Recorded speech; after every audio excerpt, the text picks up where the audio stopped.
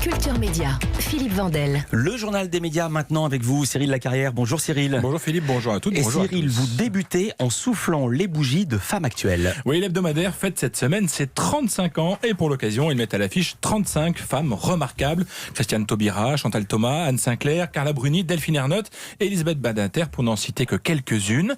Femme Actuelle va consacrer les 5 prochaines semaines à ses grandes témoins, féministes convaincus.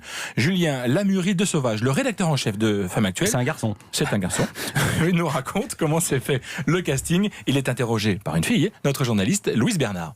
L'occasion un peu de se replonger dans l'histoire du titre, de constater l'évolution de la condition féminine sur les 35 dernières années. Donc on a voulu incarner ça par 35 femmes, 35 portraits. Ce sont des femmes qui se sont imposées dans des univers qui étaient parfois plutôt masculins et ou dans des univers où on les attendait pas spécialement, où elles ont dû un peu se battre pour faire leur place. 35 ans, c'est un bel âge, mais comment rester up-to-date? Comment rester dans le coup? Si Femme Actuelle est diffusée chaque semaine à plus de 530 000 exemplaires, ce chiffre baisse année après année, comme souvent aujourd'hui dans la presse écrite. Julien Lamuri de Sauvage nous explique comment rester à la page. On se renouvelle en restant attentif aux attentes des femmes, à leurs préoccupations, à l'évolution de leurs préoccupations, en les rencontrant régulièrement et en étant vraiment très attentif à ce qui est pour elles essentiel dans leur vie quotidienne. 35 femmes donc pour les 35 ans de Femme Actuelle. C'est à partir de cette semaine. Et puis un tout autre sujet, Cyril, pour poursuivre.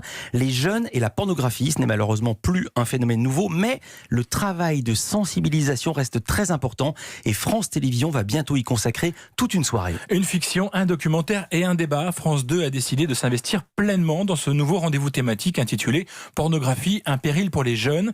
La soirée présentée par Julien Bulgier, commencera par Connexion intime, un téléfilm de 90 minutes qui raconte l'histoire de 3 lycéens et la manière dont le porno s'est immiscé dans leur quotidien. Alors j'ai demandé à Anne Olmès, la directrice de la création de France Télé, quel rôle jouent aujourd'hui les réseaux sociaux dans la disparition de la pudeur. Ils ont tout changé, enfin on en parle aussi beaucoup sur les likes, se mettre en scène, se mettre en avant, se montrer, et ça paraît anodin pour eux de faire une photo de leur sein ou de leur sexe, mais c'est quand même quelque chose de l'ordre de l'intime et ils n'ont plus la différence entre l'intime et le public. Je signale au passage que le téléfilm Connexion intime est sélectionné au Festival de la fiction de La Rochelle, dont vous reparlerez dans quelques instants avec la présidente Valérie Carcenti. Et après la fiction, place au réel avec la diffusion du documentaire Pornographie, un jeu d'enfant. Smartphone, tablette, ordinateur et objets connectés.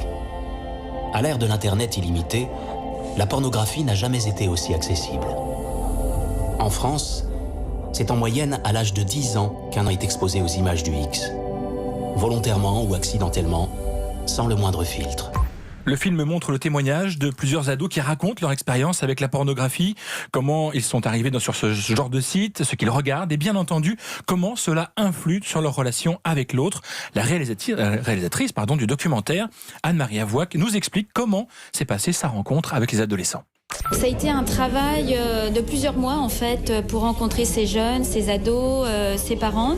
Ils m'ont tous parlé très librement de la pornographie. Ils en avaient tous vu. Il n'y en a pas un seul qui n'avait pas vu de film porno. Ensuite, je les ai revus un par un. Là, on était seuls et j'ai commencé à discuter avec eux. Alors, je leur posais pas toutes les questions pour qu'il reste un petit peu de spontanéité au moment du tournage. Et là, certains m'ont dit, moi, je veux bien vous parler, mais je souhaite rester anonyme. Donc les jeunes qu'on voit dans le film sont anonymisés, ils ont des accessoires, il y a une lumière qui est assez travaillée et d'autres ont souhaité parler librement à visage découvert. Ce film documentaire est aussi l'occasion de découvrir le travail que mène la gendarmerie auprès des enfants confrontés à la pornographie sur Internet, parfois sans du tout avoir eu l'intention d'en regarder. On écoute un extrait entre une jeune fille et l'adjudante Ingrid Lefrère, qui travaille pour une brigade spéciale de la gendarmerie de Nîmes. Je vais t'expliquer, Leïla. Moi, dans le cadre de mon travail, j'ai la possibilité d'après de récupérer ces photos. Parce que le problème, c'est que quand on met des photos sur Internet, elles appartiennent à qui, d'après toi? À tout le monde. À tout le monde. Et est-ce qu'elles s'effacent, ces photos? Je sais pas. Tu t'es posé la question? Tu vois, ces photos, une fois qu'on les publie, elles peuvent être partagées par les autres, etc., etc. Donc moi, c'est pour ça que je te pose ces questions, parce que je vais faire en sorte de les retrouver, ces photos, pour les enlever. Et pourtant, malgré ce genre de mise en garde, les ados échangent de nombreuses photos dénudées, par exemple via les messageries éphémères comme Snapchat, oubliant que rien ne disparaît sur Internet. Écoutez ce témoignage de Valentine, 15 ans. J'ai envoyé des photos, des vidéos, et j'étais jamais toute nue. Il y a des vidéos où je me masturbe, je me touche, mais ça va pas plus loin non plus. Je les envoie à des copains en qui j'ai confiance, en général avec qui je suis depuis pas mal de temps. Et je les envoie parce que je sais que ça leur fait plaisir. La date de diffusion de cette soirée continue sur France 2 n'est pas encore officielle. Elle devrait a priori se situer dans la deuxième quinzaine d'octobre. Culture Média ne manquera pas de vous en reparler. Et pour terminer, un retour pour 2022. Une ambition intime, version politique, sera de retour sur M6 pour la présidentielle de dans 3 ans. Après Nicolas Sarkozy, Bruno Le Maire, Alain Juppé, Marine Le Pen, Jean-Luc Mélenchon, François Fillon, François Bayrou et Arnaud Montebourg, qui viendra confier ses petits secrets à Karine Le Marchand.